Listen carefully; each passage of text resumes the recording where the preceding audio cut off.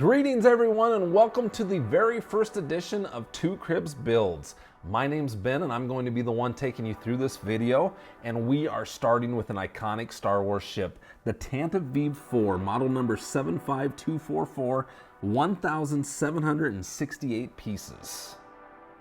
If you enjoyed the video, please hit that like and subscribe button down in the corner. As a small content creator, it would mean the world to me.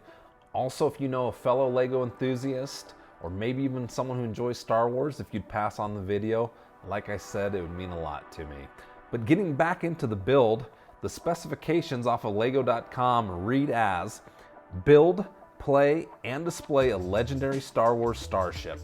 This Lego Star Wars model number 75244, interpretation of the Tantive IV, seen fleeing from an Imperial Star Destroyer in the opening moments of Star Wars A New Hope.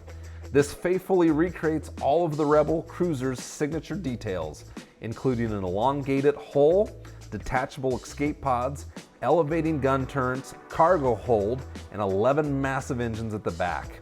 Remove the hull plating of this fantastic Lego Star Wars vehicle to reveal a detailed 2 minifigure cockpit, conference area with table, weapons rack, and a control console with 2 seats. The radar dish also doubles as a convenient carry handle, which makes it perfect for flying around the room. When the mission is over, this amazing kids buildable toy also makes a great centerpiece for any Lego Star Wars collection. This set also includes 5 minifigures and an R2-D2 droid Lego figure. We're going to flip this box around and go into some further detail of the back of the box. So here we have the back of the box. As you can see, the back cover is dominated by an interpretation of the Tantive IV at the top. On the bottom left, we have the cockpit showing the 2 minifigures. Next to that, we have the conference center with Princess Leia and Bail Organa. Next up, we have the 2 turrets and blasters, which are approximately located here on the Tantive IV. We have the ammo supply of the ship. That is located almost dead center, right about there. Then we have the escape pods. There's 2 of them actually on each side. And last but not least, we have that radar, which also doubles for a handle. I'm really interested in this handle mechanic. One of my complaints with larger Star Wars builds in the past has been there's been zero playability to them.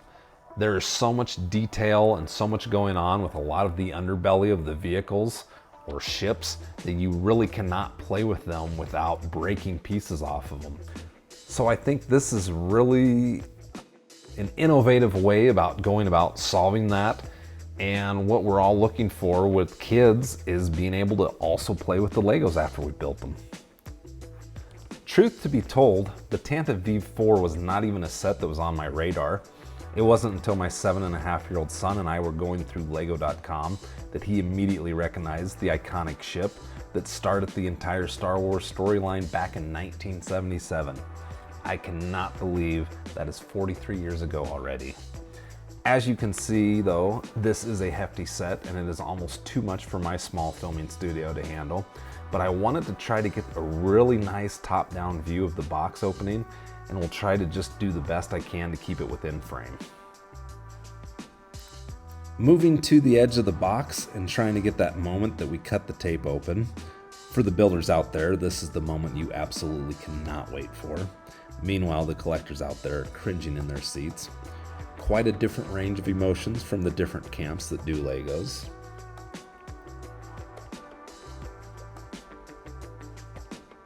We'll now open the box up and empty the contents out onto the table.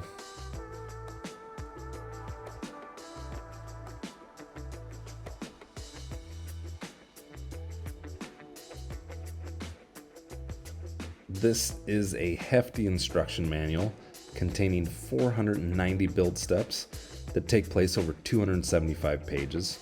Also, unfortunately, this set contains stickers.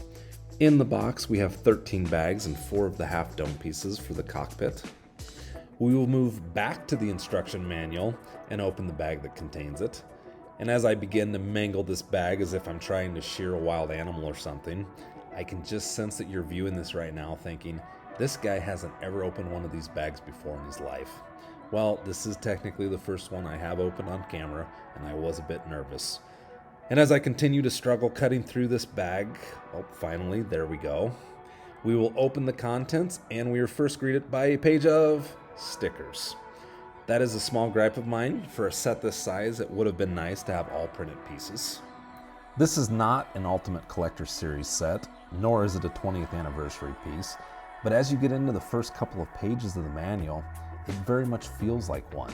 Upon opening, you get a fantastic write-up about the LEGO Star Wars design team, followed by 2 pages about the Tantive IV with facts and specifications. The next page is Meet the Model Designer, and lastly, a page on the graphic designer before we get into the helpful building information pages. And lastly, we have the bag/build overview before we get into the first building steps.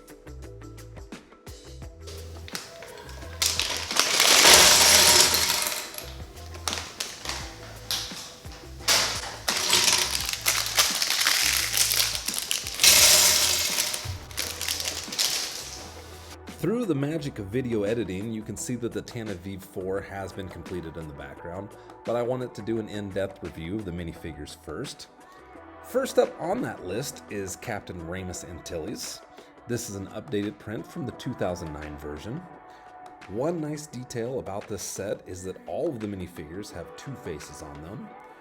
So we have the Captain Antilles, Darth Vader is on board and we are in serious trouble face, and also the Your Highness, the transmission we have received, what is it that they have sent us face. The next minifigure on the list is your basic Rebel Fleet Trooper. Accessories for him include 1 blaster and his helmet.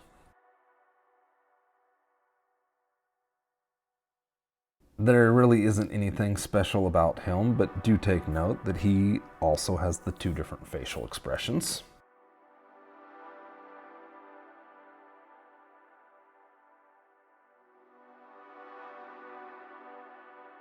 New to this set is Princess Leia's skirt piece. This is the first time that has ever been offered. She also has her iconic hair and a blaster. This set, Leia also has the 2 different facial expressions.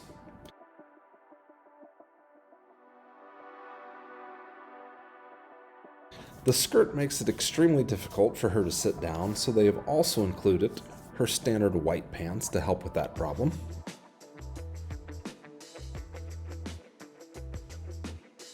Someone correct me if I'm wrong down in the comments section, but this is the only set to date that contains Bail Organa, a primary secondary character to the Star Wars storyline.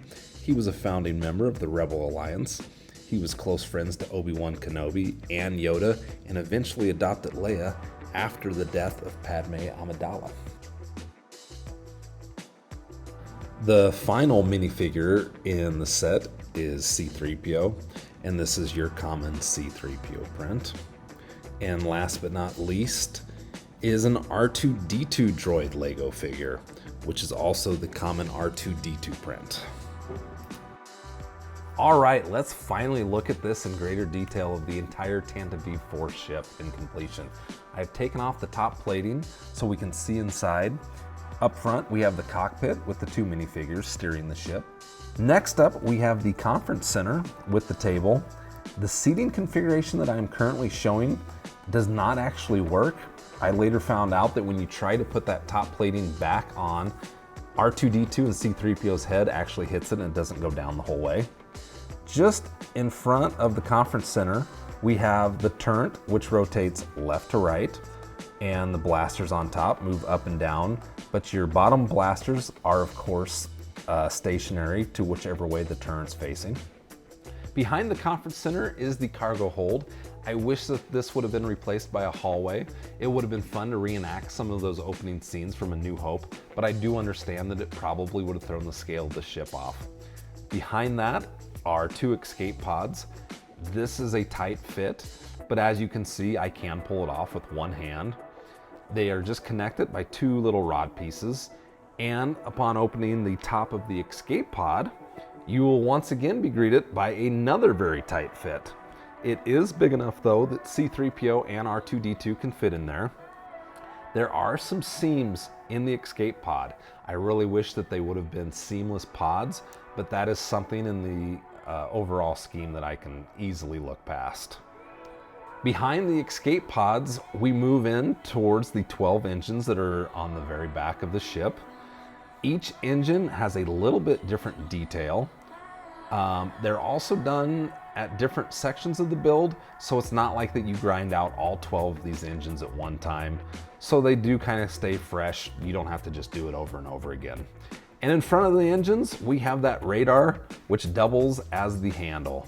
Now, once again, massive kudos to the LEGO design team for incorporating this.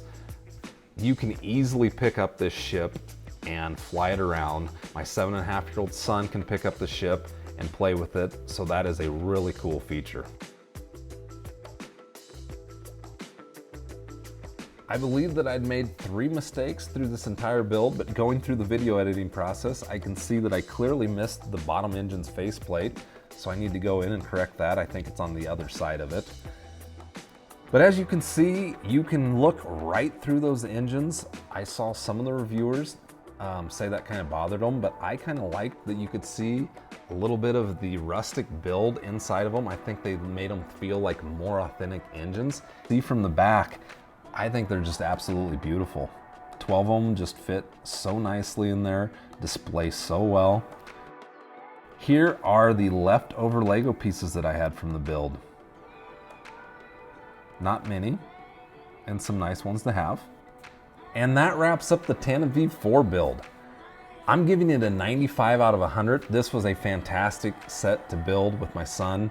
We enjoyed it a lot. I'm docking it a little bit for the stickers. They weren't that bad, but on the cockpit pieces, you can see. Once again, be sure to hit that like and subscribe button, and thanks for watching, everybody.